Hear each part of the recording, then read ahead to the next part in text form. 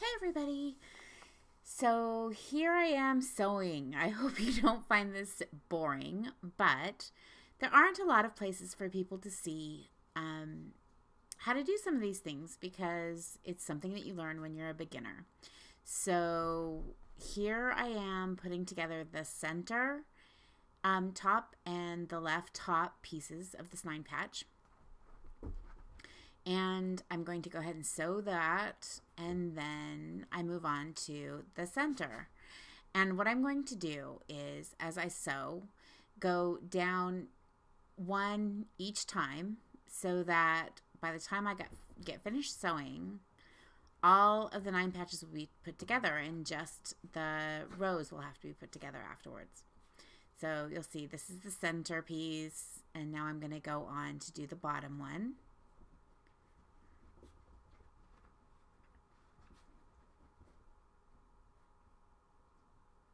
Back when I first started quilting, there were a lot of beginning sewing television shows or beginning quilting television shows and places where you could see these things like chain piecing. And this is the most efficient way to do your piecing. You can even put a quilt together this way. Once you have your blocks done, you can lay them out this way and put them together so that your quilt goes together and the rows of your quilt go together really quickly. It's pretty much how I piece everything these days. I find a way to chain piece them somehow. So I'm going to go ahead and speed up. So I just wanted to show you the process. So I've started back at the top again. I'm working on the second block now. And I'm going to go ahead and speed up the video here. And you'll see what happens next when we start on the next part.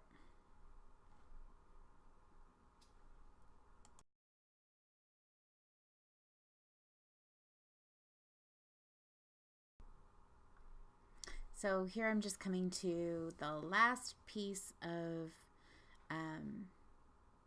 the first 2 columns of the 9 patches.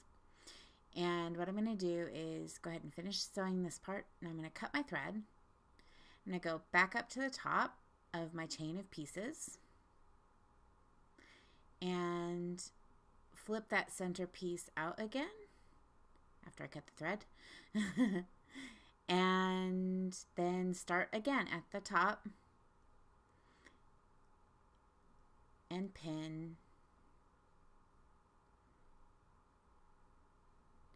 And yes, when you have been quilting for a really long time, you kind of start to get lazy and you don't pin every piece anymore. But by that point, you know how to fix little problems if you have them. And when you're new to quilting, you don't know how to fix those problems so easily. So it's always best to use good habits and go ahead and pin your pieces.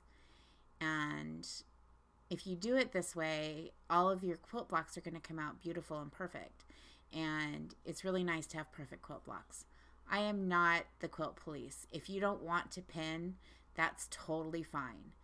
But I know for a fact that if you do, you're going to be much happier with your blocks. They're going to come out much better, and your corners are going to be perfect. And see there, I almost made a mistake. I had to go down to the bottom and do that.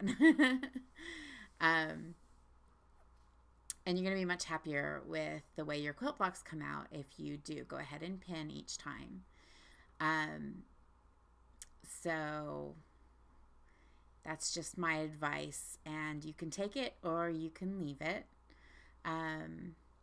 This is kind of funny for me because I actually don't pin this way, but I'm trying to show you the proper way instead of showing you the way that I actually do pin. I pin like a left-handed person because my mother was left-handed and she taught me how to sew. So normally I put my pin in the other side. So this is a little strange for me to pull it out as I go because I usually use my left hand to pull out my pin. So it kind of gets me a little discombobulated when I'm trying to pin from the opposite direction. But anyway, whichever way you put your pins is perfectly fine. They do the same job whether you put them in to the left or to the right. And here I am working on the very last piece of the second block. And then I'll have these last 3 to do.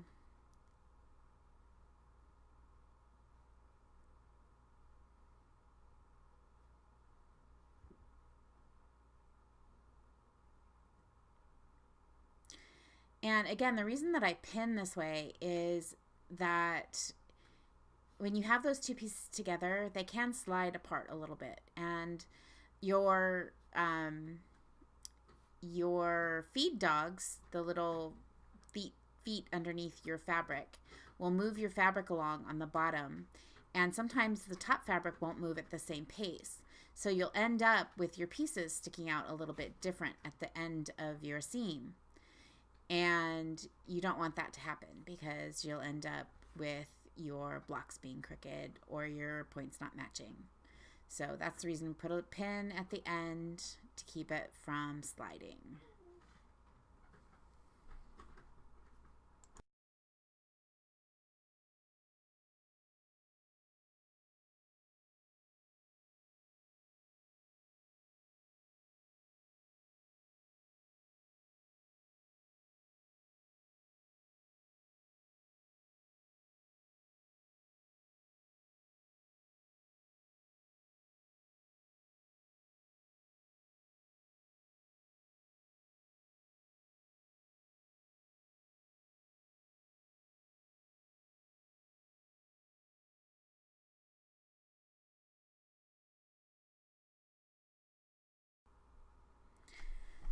Okay, here I have finished the last of the blocks. So now I'm cutting in between each 3 sets of 3 rows.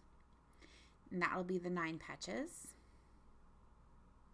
As this opens up, you'll see.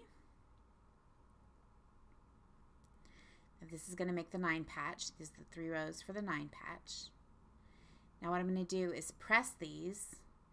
Press the top row with the seams going out, and the center row with seams going in, and the bottom row with the seams going out, so that all of the pieces will nestle together.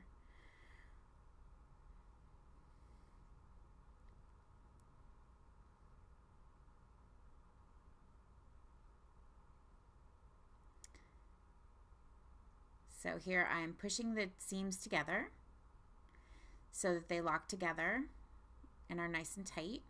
And I'm putting a pin on one side of the seam and then a pin on the other side of the seam. I'm only doing that on this first one just to show you that this is the actual way that you would normally do it. But what you could do, and what I do after this, is put just one pin in next to the seam on the side that's on the bottom, that the seam is going to be on the bottom. And the reason I do that is because the pin will hold that seam down, and when you go to sew over it, you won't end up with a flipped seam on the underneath side of your sewing. It's easy to see on the top if you flipped a seam, but you don't see the ones underneath, and sometimes I forget to check. So if I put a pin on that side of the seam, then I know it's holding that seam down and it's not going to get flipped when I go to sew over it. So here I sew right up to where the pin is, and make sure that your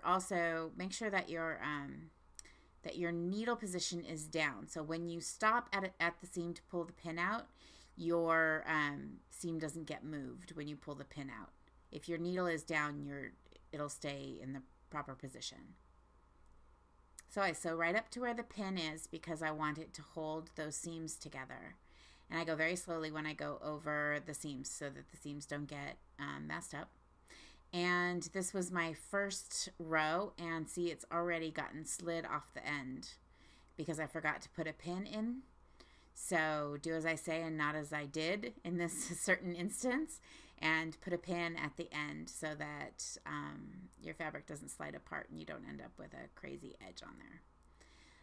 So here again, I'm getting my seams together.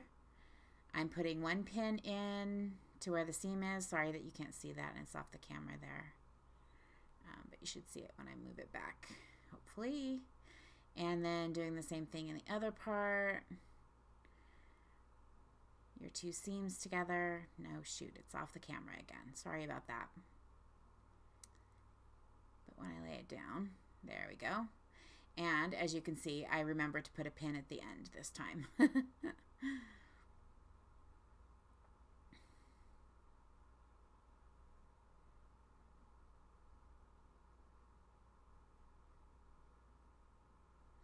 So we just continue to do that.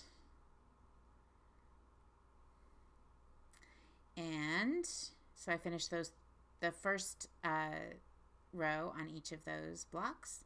And now I'm doing the second row on each of the blocks. Putting a pin in next to the seam on the bottom so that the bottom seam is held so that it doesn't get turned. Doing the same thing on the second part and putting one in the end.